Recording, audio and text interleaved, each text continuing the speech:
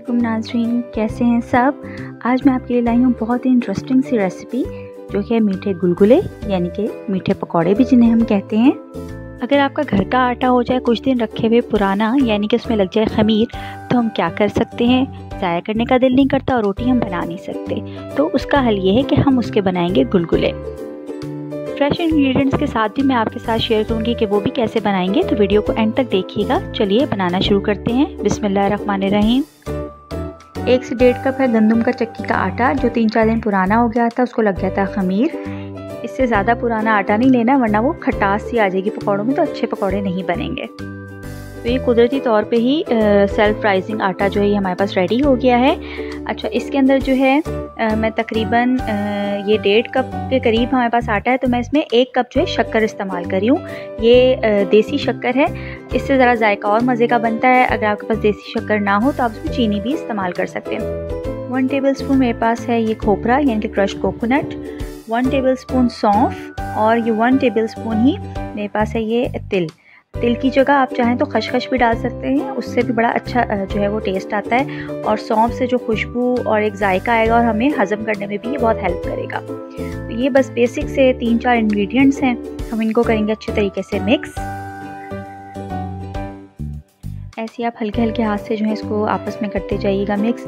अच्छा, अगर आपने फ्रेशली इसको बनाना है तो उसके लिए तकरीबन 2 कप आटे में आप या तो ½ टीस्पून इंस्टेंट यीस्ट जो होती है वो डाल के, और बाकी सब इसी तरीके से जैसे हम आटा गूंदते हैं और ये सारी चीज़ें शामिल करके उसको हम गूंद लेंगे और उसको रख दीजिएगा तकरीबन 15 से 20 मिनट के लिए। और अगर आपके पास यीस्ट ना हो तो आप इसके अंदर 1/4 चम्मच जो मीठा सोडा होता है, जैसे हम बेकिंग सोडा भी कहते हैं, जो हम बेसन के पकौड़ों में भी इस्तेमाल करते हैं, वो भी आप इसमें डाल के इसको गूंद के तो आप इसके भी पकौड़े बना सकते हैं। तो मैंने आपको फ्रेशली कैसे बना सकते हैं वो भी आपको बता दिया। और ये तो जो ये एक तरह से हैक है हमारे पास कि अगर हमारा आटा जो है वो खमीरा हो गया तो हम उसको कैसे यूटिलाइज कर सकते हैं इस तरीके के मज़ेदार से गुलगुले बना के।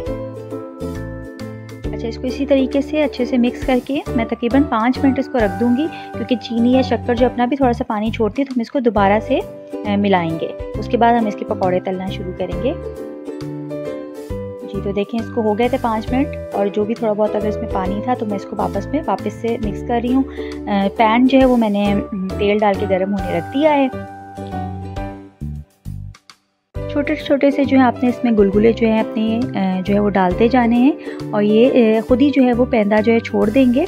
तो फिर जो है आपने इसको हिलाना, हल्के हल्के हाथ से हिलाना शुरू करना है और पलट देना है। देखिए कितने ज़बरदस्त से ये फूलते चले जा रहे हैं। बहुत ही सॉफ्ट और बहुत ही मज़ेदार से जो हमारे गुलगुले हो रहे हैं रेडी। इनको हमने गोल्डन ब्राउन होने तक इनको हमने कुक करना है, लो टू मीडियम हीट पे।